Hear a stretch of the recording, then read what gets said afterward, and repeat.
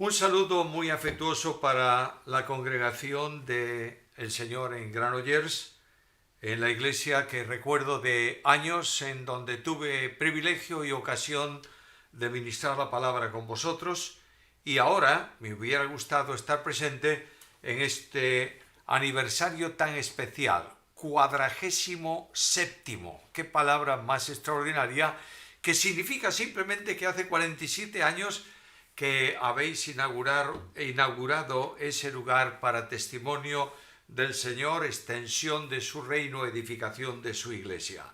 En esta ocasión os envío una felicitación especial y me uno a vosotros en la petición al Señor para que ese punto de tantos años de historia en ese lugar siga siendo instrumento en sus manos para edificación de su pueblo y sobre todo para gloria de su nombre. Dicho esto, os invito a abrir la palabra del Señor en la epístola de Pablo a los Colosenses, en el capítulo 3, versículos 23 y 24.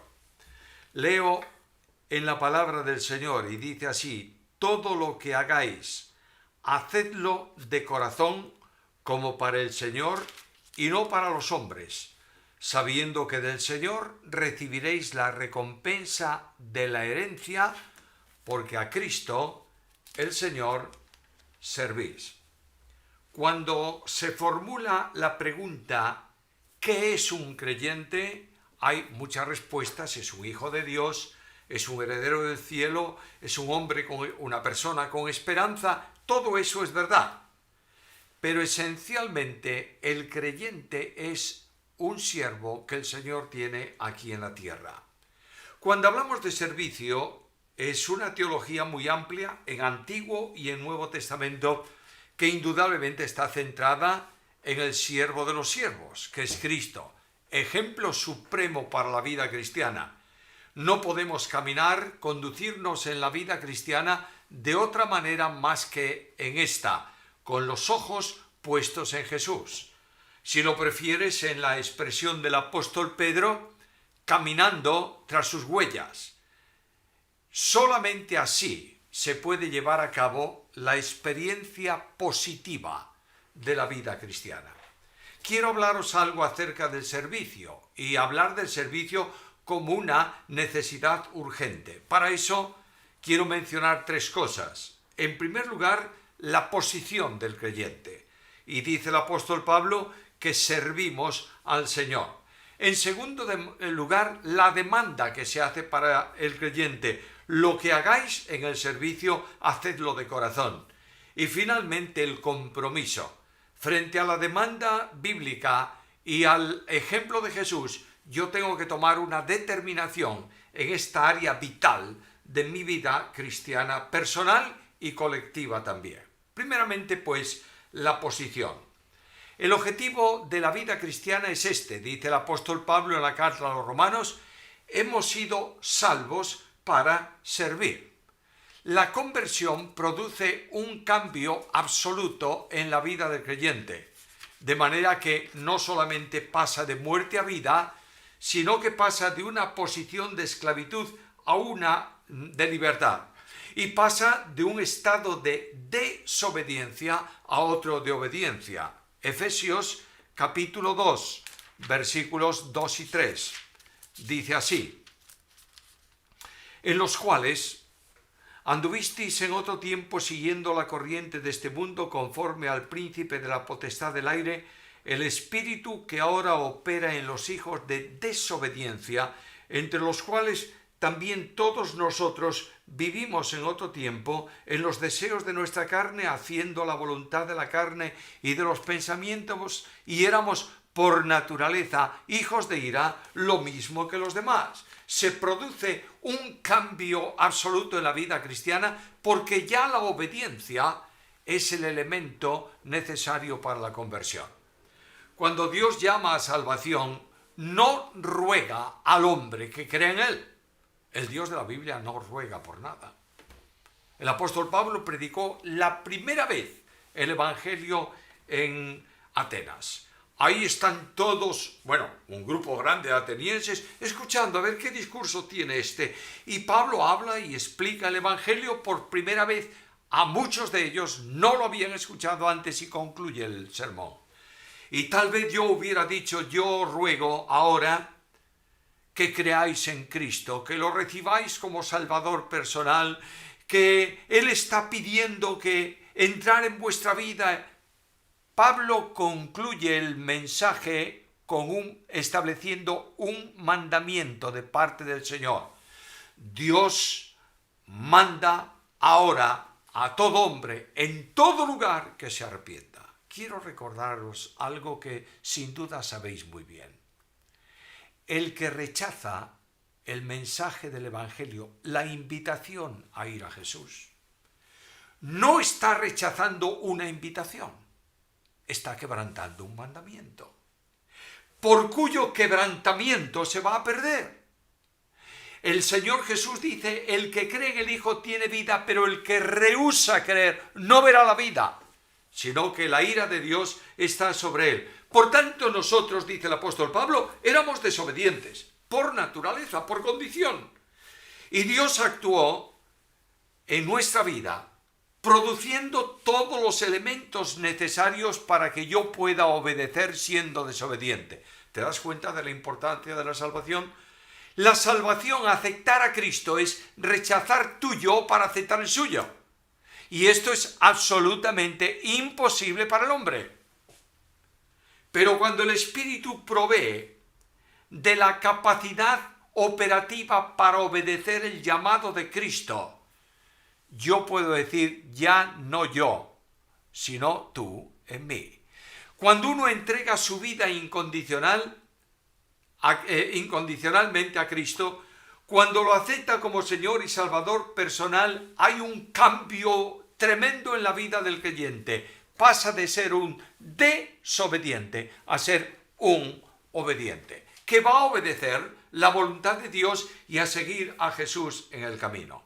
La operación se produce por obra del Espíritu Santo. Recuerdo aquellas palabras siempre complicadas de carta primera de Pedro, capítulo 1, versículo 2, en donde dice que Dios actuó en nosotros para obediencia. Leamos el texto directamente. Carta del apóstol Pedro, segunda carta, capítulo 1 y versículo 2. Carta primera, no segunda. Dispensadme, carta primera de Pedro, capítulo 1, versículo 2. Elegidos según la presciencia de Dios Padre en santificación del Espíritu para obedecer y ser rociados con la sangre de Cristo. Gracia y paz os sean multiplicadas. Realmente en el texto griego no hay un verbo.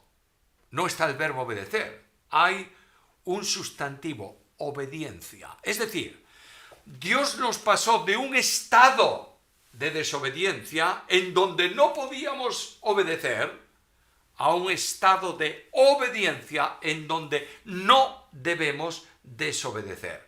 Dios ha transformado al creyente para hacerle obediente, tal como Él había pensado en la creación del hombre. El corazón regenerado retorna a un principio vital de relación con Dios. Le obedezco.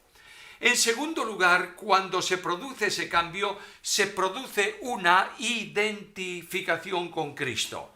Y la obra del Espíritu Santo es que Dios actúa ya en nosotros para producir el querer y el hacer conforme a su buena voluntad. Y la obra del Espíritu Santo transforma totalmente ese principio vital para relacionarnos en una esfera nueva con el Señor. Carta primera a los Corintios, capítulo 12 y versículo 13.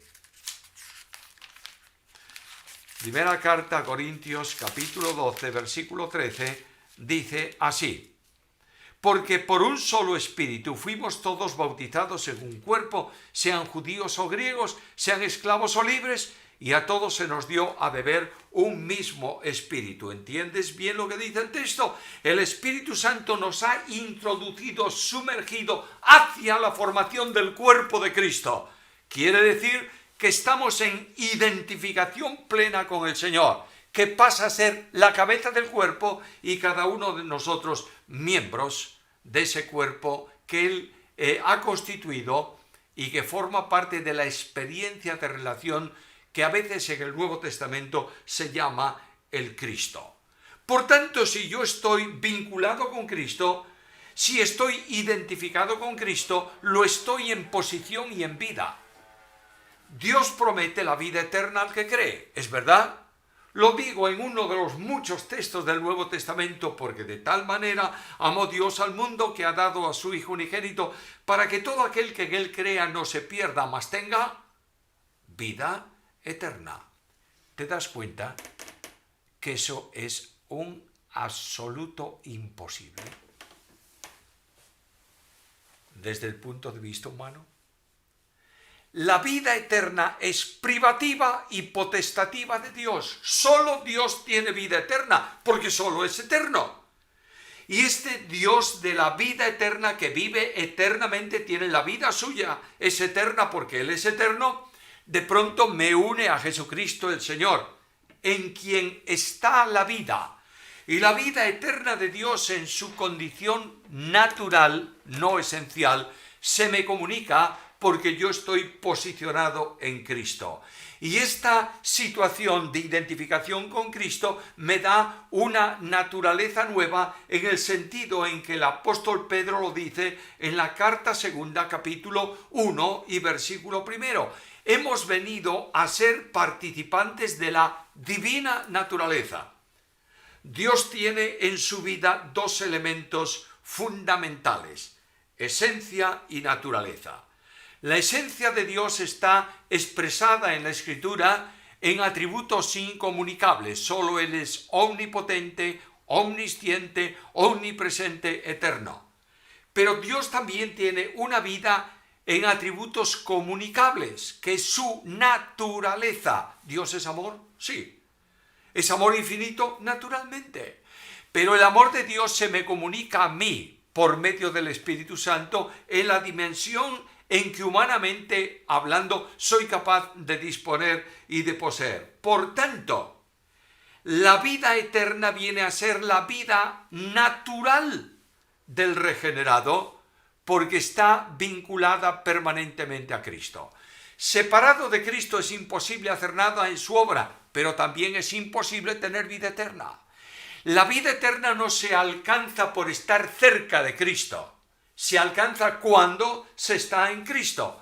Y esta vida eterna, por identificación con Cristo, produce una nueva orientación y un nuevo compromiso. Leo la carta segunda a los Corintios, capítulo 5, versículos 14 y 15, que dice así: porque el amor de Cristo nos constriñe pensando esto, que si uno murió por todos, luego todos murieron, y por todos murió, para que los que viven ya no vivan para sí, sino para aquel que murió y resucitó por ellos. Nota algo importante ahí.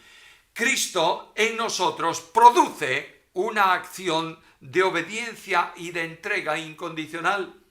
Notad que la dinámica para obedecer, para vivir la vida cristiana, no son normas religiosas.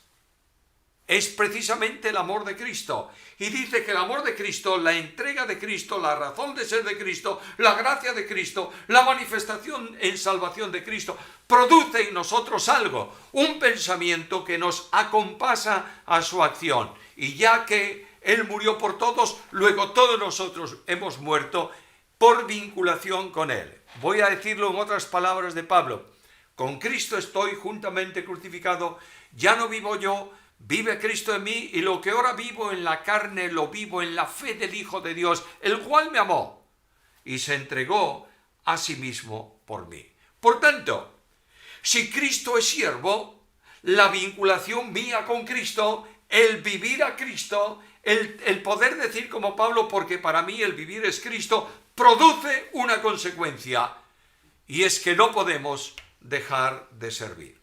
Cuando Pablo da testimonio de la Iglesia, la vincula al servicio. Muchas veces nosotros calificamos la Iglesia por la doctrina. ¿Es importante eso? Importantísimo. Y sobre todo cuando la Iglesia se ajusta a la doctrina general, no fundamental, general, que yo creo que es la correcta. Bueno, está muy bien. No digo nada en contra de eso, todo lo contrario. Si pudiera definiros algo, os diría que cada vez soy más firme defensor de la doctrina fundamental y general. Yo creo personalmente que desde Génesis 1:1 a Apocalipsis 22:21, todo lo que hay aquí es doctrina. Claro, hay doctrina general que puede ser entendida de distintas maneras y hay doctrina fundamental que quien no la tiene probablemente no ha nacido de nuevo. Pero voy a esta cuestión. La conversión produce una orientación al servicio y cuando Pablo da testimonio de la iglesia, primera carta a Tesalonicenses, capítulo 1 y versículo 9 dice, todos dan testimonio de cómo os convertisteis de los ídolos a Dios. Es decir, hay una iglesia nueva, hay creyentes auténticos para servir al Dios vivo y verdadero y esperar a su Hijo de los cielos. Por tanto, la Iglesia manifiesta su realidad en el servicio. Sirve porque la cabeza de la Iglesia fue siervo cuando vino al mundo de los hombres. Lo consideraremos Dios mediante en el segundo tema de una forma más directa, más especial. No hay vida cristiana sin servicio. Claro, podemos animar, entre comillas, a la Iglesia a que sirva. ¿Y cómo? Mediante un discurso rígido que los conmine a servir. Ninguno va a moverse. ¿Sabes por qué? Porque el secreto de una iglesia comprometida con el servicio está en el amor de Cristo.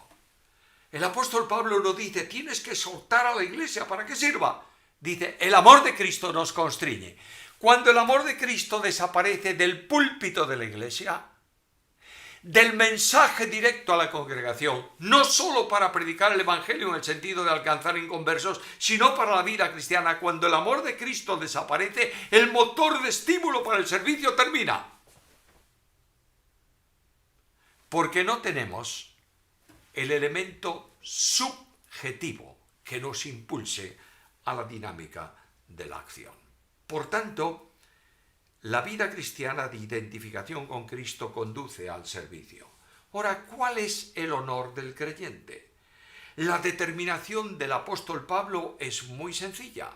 El apóstol Pablo escribe la carta a los Corintios, carta primera, capítulo 4, versículo primero, y nos dice lo siguiente, así pues, téngannos los hombres por servidores de Cristo. Hombre, yo pensé que Pablo diría otra cosa.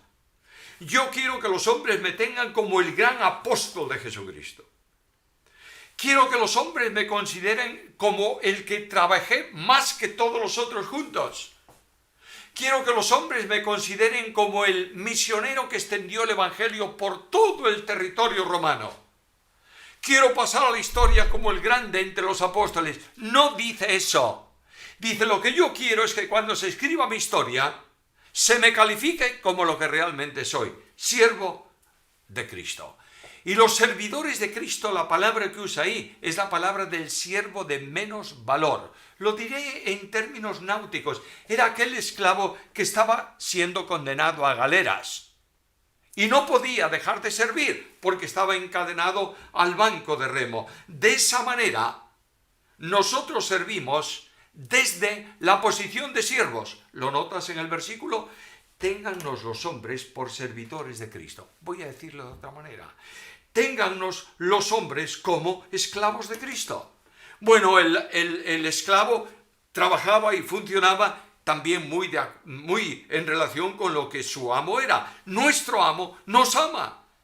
El que es dueño de nosotros ha dado su vida por nosotros. Es un honor servir a alguien que nos ama. Pero desde esa posición, el creyente tiene el compromiso del servicio. Entre otras cosas, porque nosotros hemos sido comprados. ¿Lo tenemos claro o no? Dios tuvo que comprarnos para sacarnos de la posición de esclavitud. Lo digo con un texto de Pablo. nos ha sacado de la potestad de las tinieblas y nos ha trasladado al reino de su amado Hijo. Nota qué cambio. Estábamos en el poder, en la esclavitud de las tinieblas, y de pronto nos traslada a una posición de libertad en el reino de su Hijo, siendo esclavos de la justicia.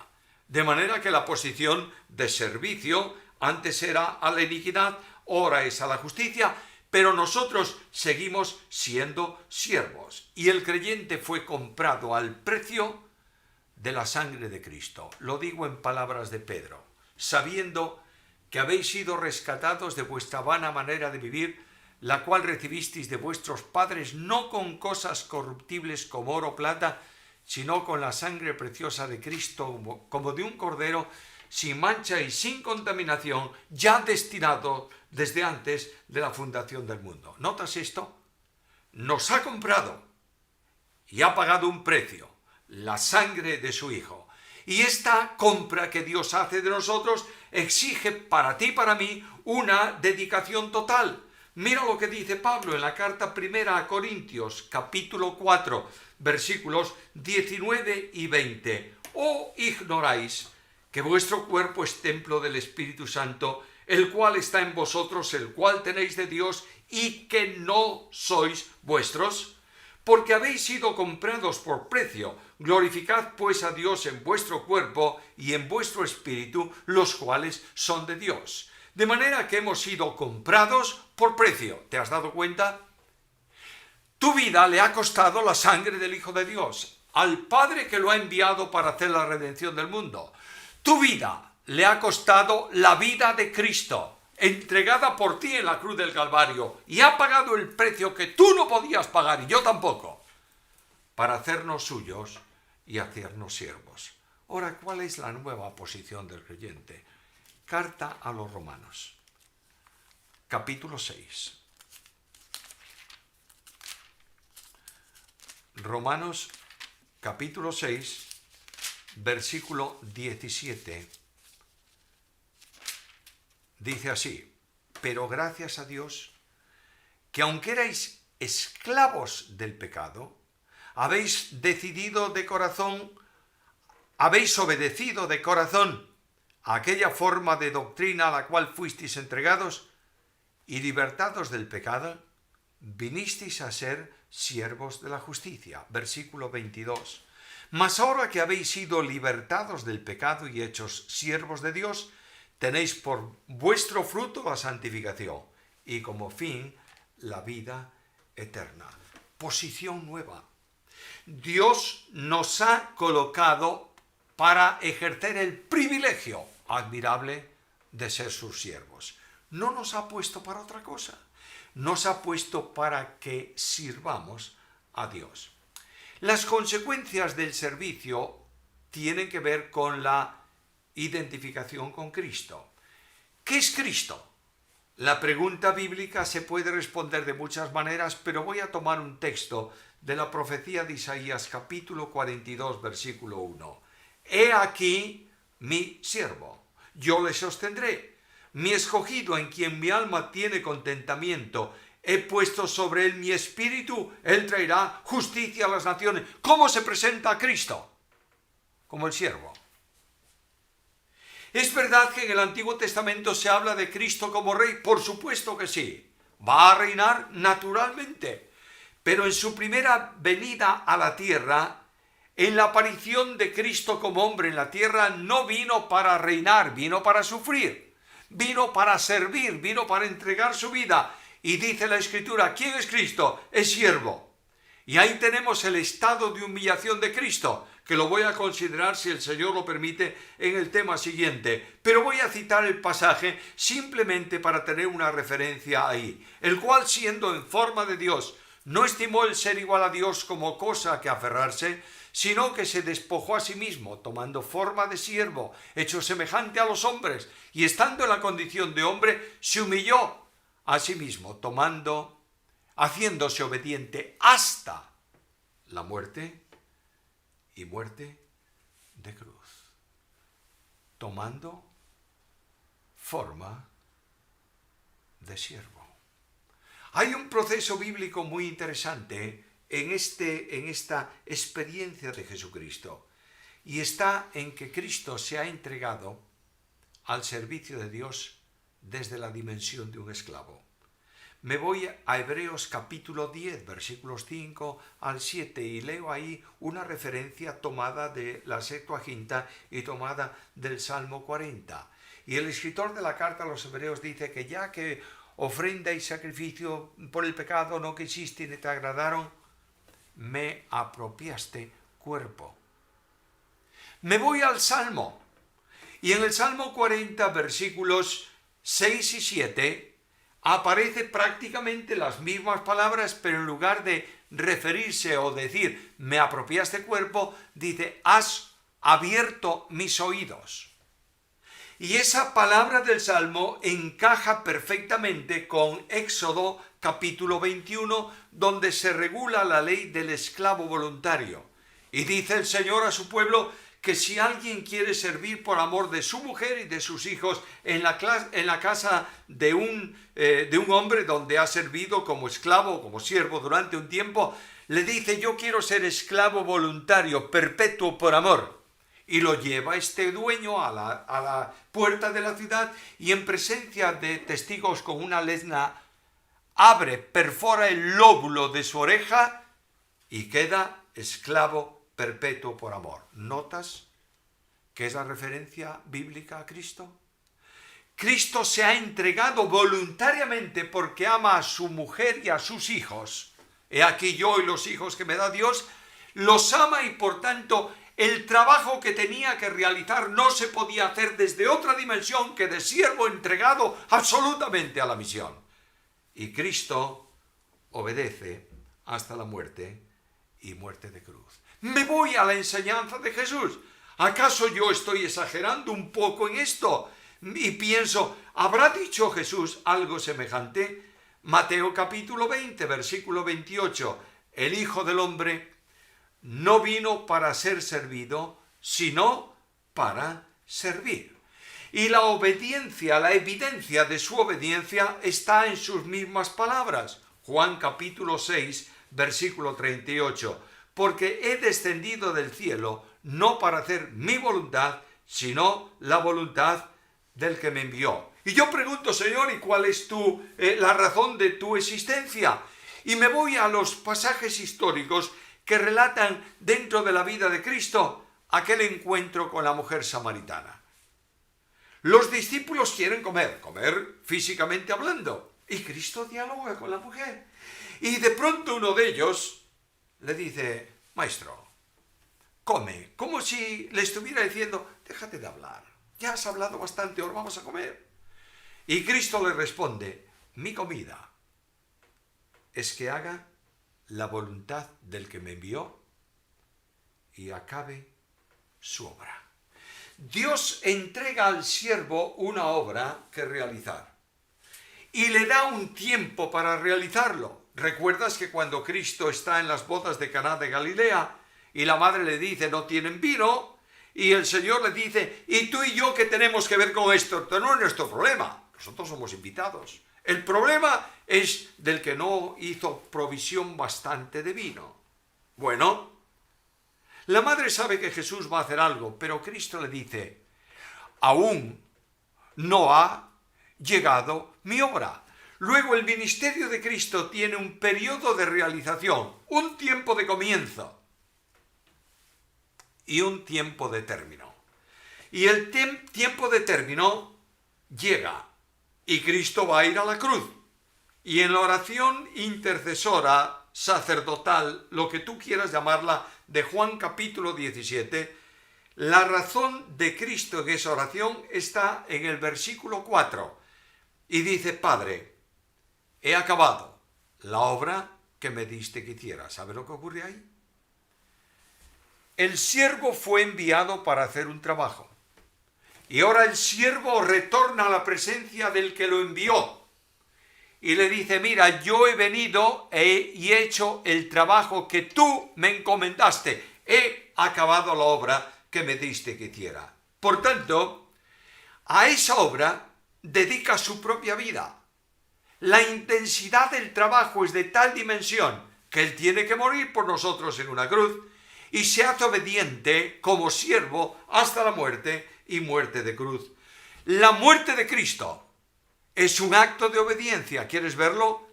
Vuelve conmigo un momento al Evangelio según Juan, el capítulo 10, versículos 17 y 18.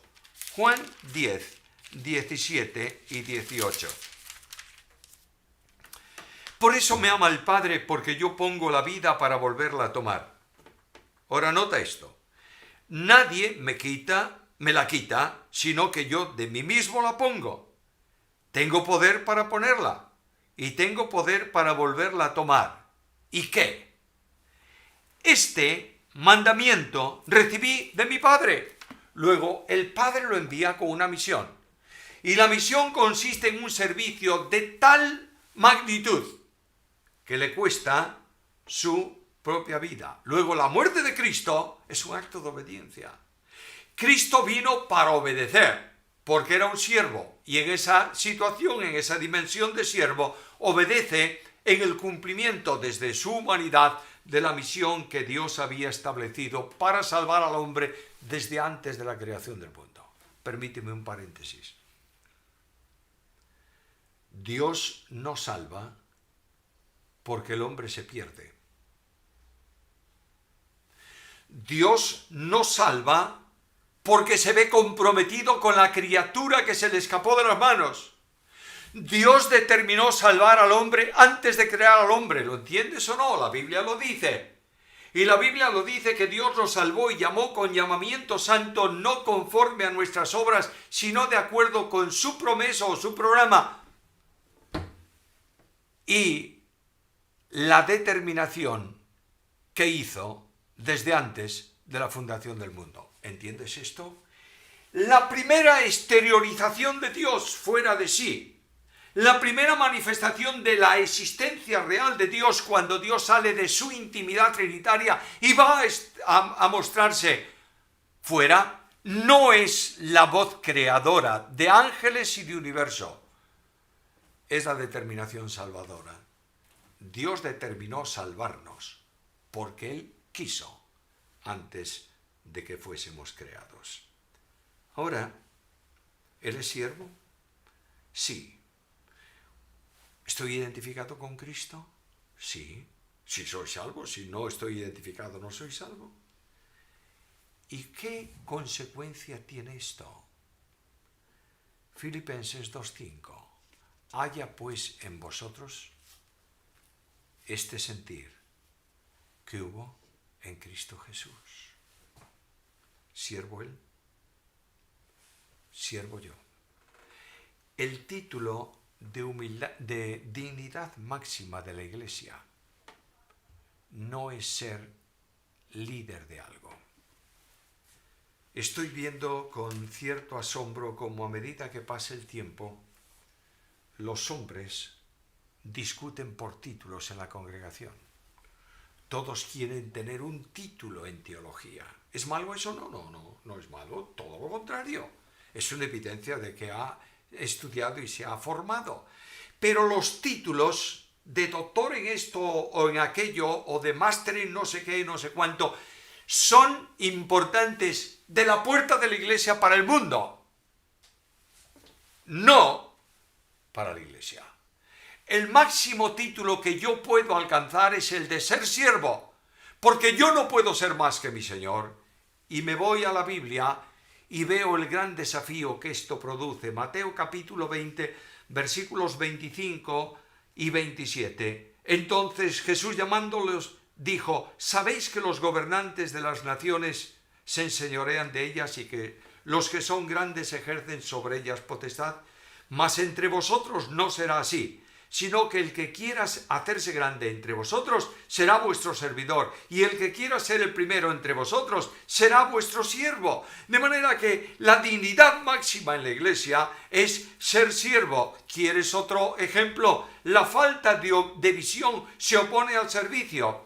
Y llegó a Capernaum, y cuando estuvo en casa les preguntó: ¿qué disputabais entre vosotros en el camino? Mas ellos callaron.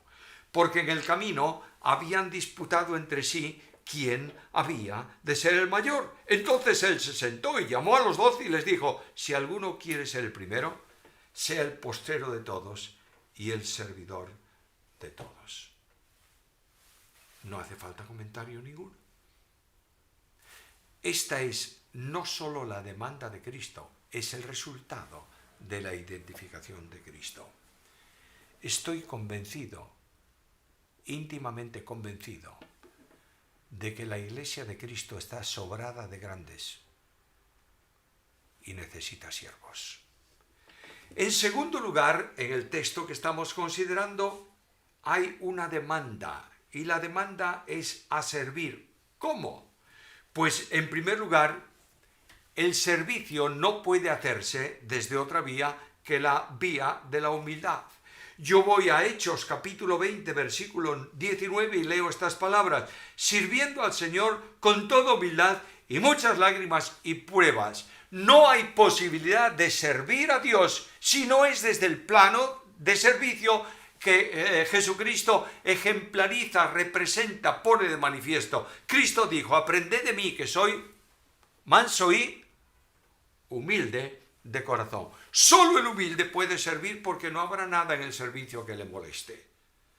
Si yo soy un doctor en matemáticas y me asignan el trabajo de limpiar los bancos del templo donde la iglesia se cobra, ponerme a mí ahí. Pero si tengo la condición y siento la condición de siervo, puedo hacerlo con toda humildad, porque nada puede afectarme, nada puede rebajarme que no haya rebajado primeramente al Señor. Por tanto, Él sirve, yo sirvo con humildad. La enseñanza de Jesús es muy clara. El desafío de Cristo es concreto. No hace falta mucha teología para esto. Juan capítulo 12, versículo 26.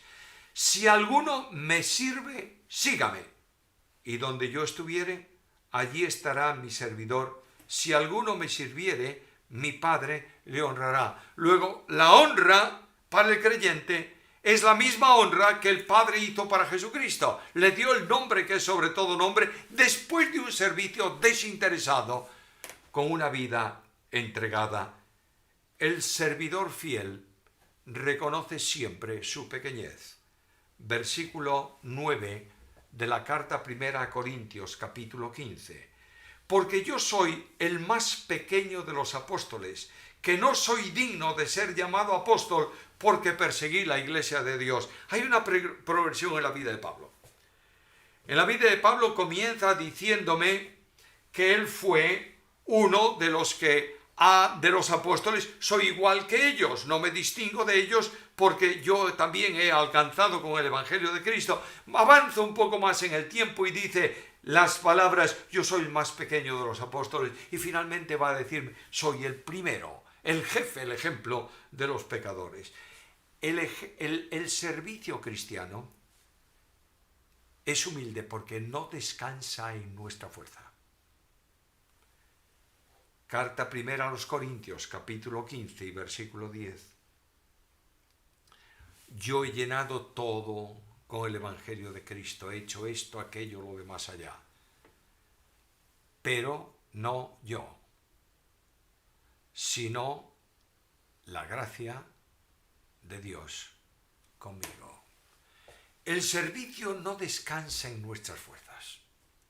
La obra de Dios en la que servimos no la puede hacer el hombre. La obra de Dios solo la hace Dios. Luego, las fuerzas para hacer la obra de Dios proceden de Dios, no proceden de nosotros. Y muchas veces nuestra arrogancia es tal que consideramos que las conquistas en la iglesia, en la obra misionera, en la enseñanza, no importa en qué, obedecen a nuestra capacidad para hacerlo.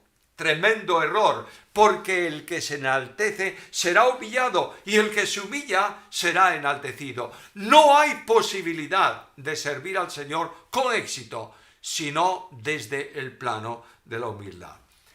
Los recursos del poder están a disposición del humilde. Leo Isaías capítulo 57, versículo 15. Porque así dijo el alto y sublime, el que habita la eternidad y cuyo nombre es el Santo. Yo habito en la altura y en la santidad y con el quebrantado y humilde de espíritu. De otra manera, para servir al Señor, tienes que presentar unas manos desprovistas de fuerza. Quiero hacerte reflexionar en algo. Las fuerzas tuyas con las de Dios son siempre menos que las fuerzas de Dios solo. Nota que cuando Moisés va a servir al Señor después de 40 años de preparación en el desierto, Dios le dice: ¿qué es lo que tienes en tu mano, Moisés? Un palo, una vara. Con esa vara voy a manifestar mi poder. Pero qué cosa más extraña.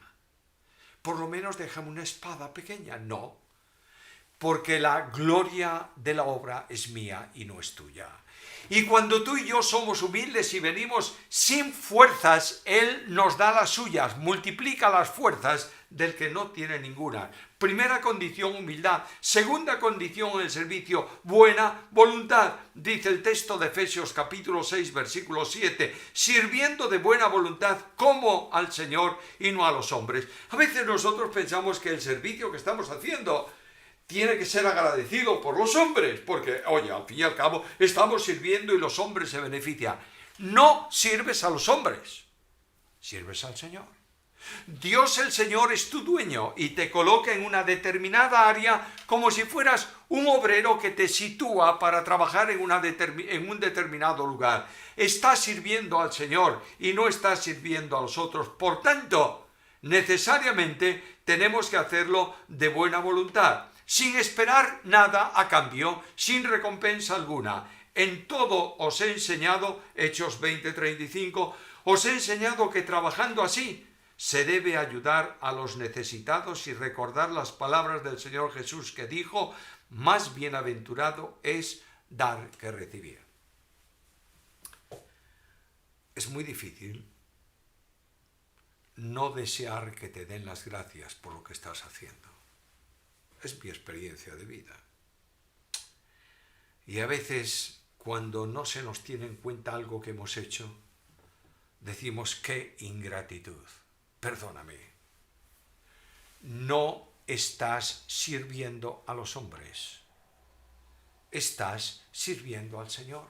Y cuando tú te das cuenta de esto, la vida personal cambia, los valores cambian, los conceptos cambian y el gozo viene a tu corazón, porque tú no vas a recibir recompensa de los hombres. Dios es tu recompensa y te recompensará en su encuentro definitivo con Él.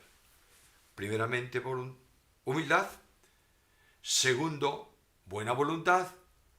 Tercero, amor.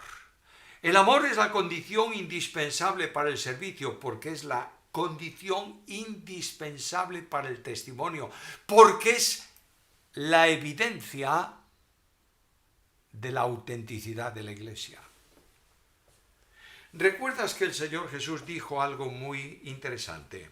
En esto conocerán todos que sois mis discípulos. ¿Cómo? Si tuvierais amor los unos para con los otros. Entonces, ¿qué es el modelo que fija para identificación de la Iglesia? El amor. Yo creo que la Iglesia de Cristo tiene que identificarse por obedecer la palabra de Dios y la doctrina. Sin duda ninguna. ¿Por qué? Porque ama. ¿Y a quién? A Cristo. De manera que el que ama a Cristo recibe esto: si me amáis, guardad mis mandamientos. Ya tienes la solución. Hay personas que adoran la doctrina y le plantan fuego a ese sacrificio con el amor.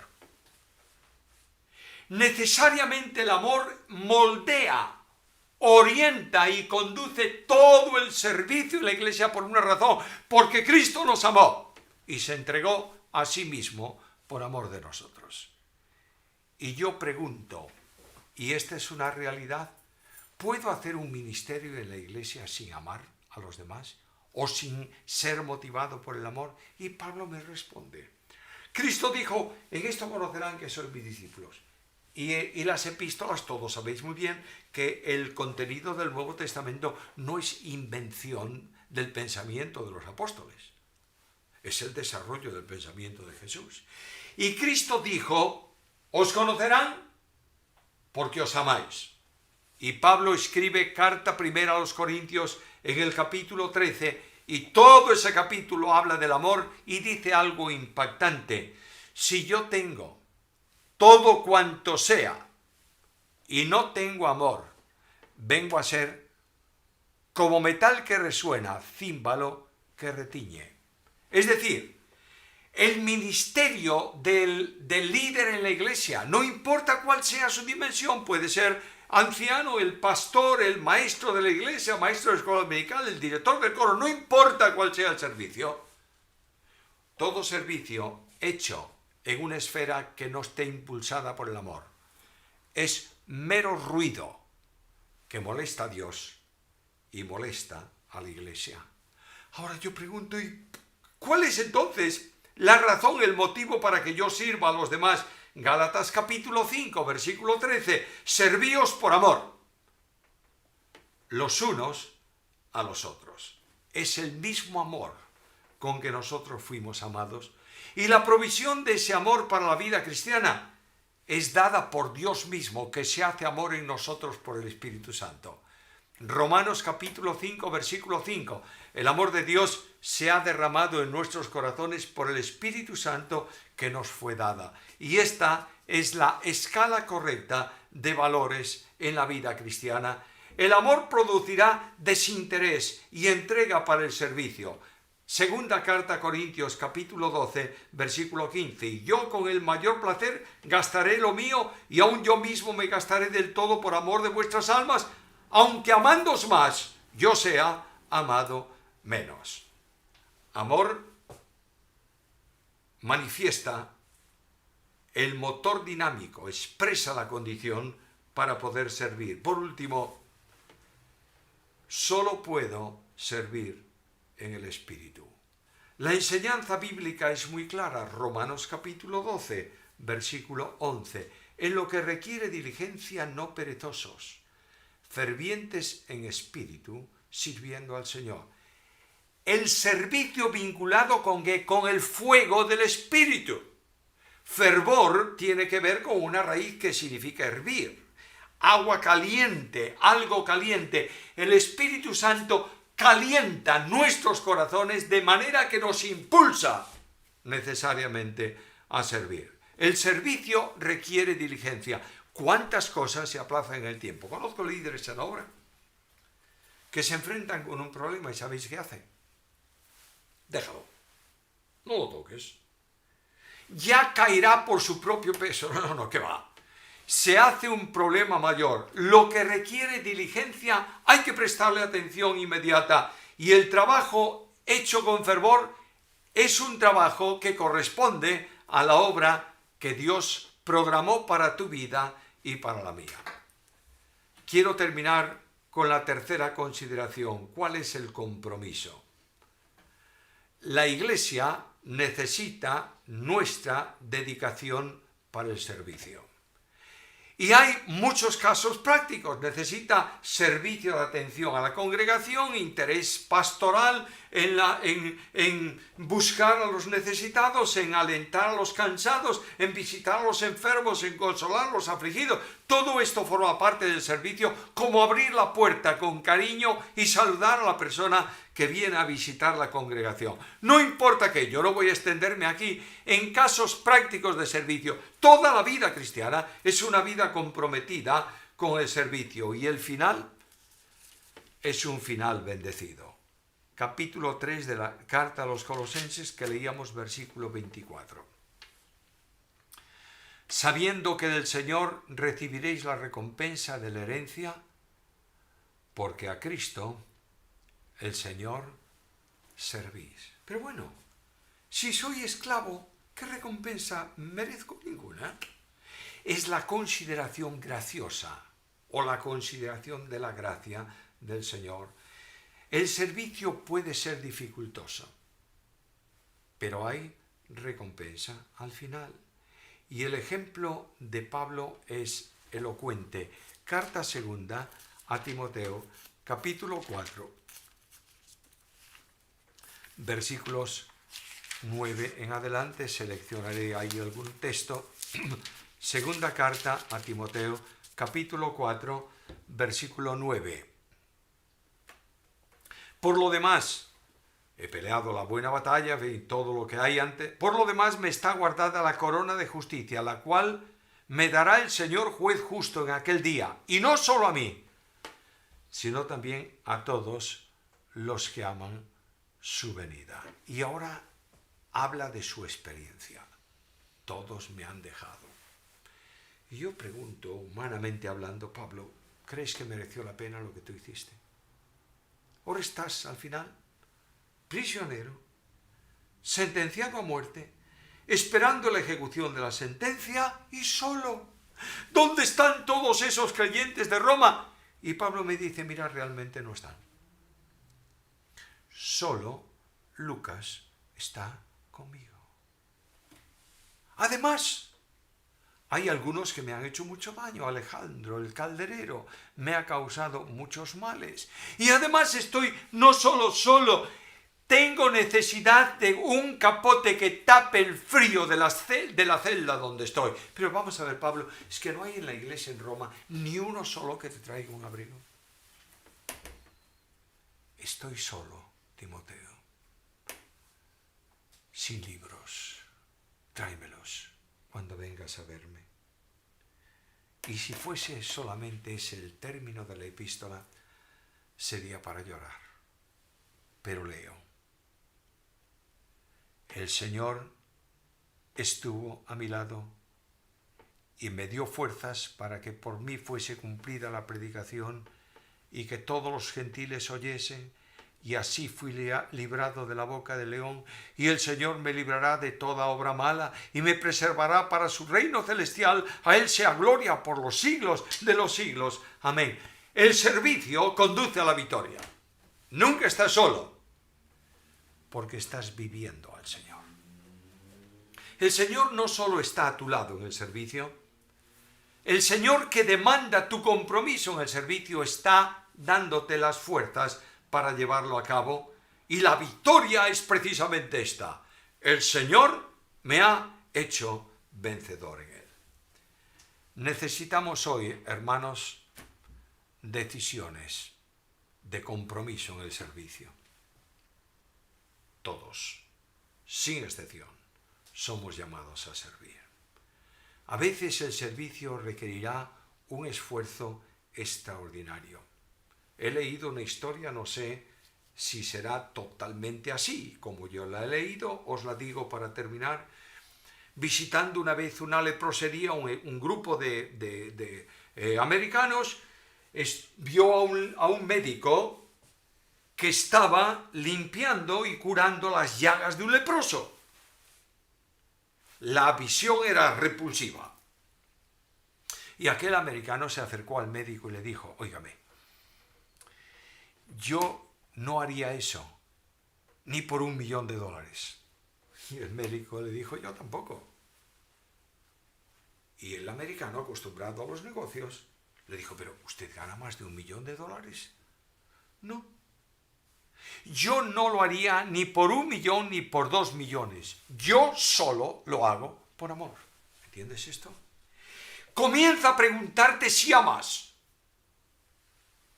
Si amas, no tienes otra opción que servir. Yo pido a Dios que añada su bendición a esta reflexión y en medio de su pueblo levante siervos para gloria de su nombre.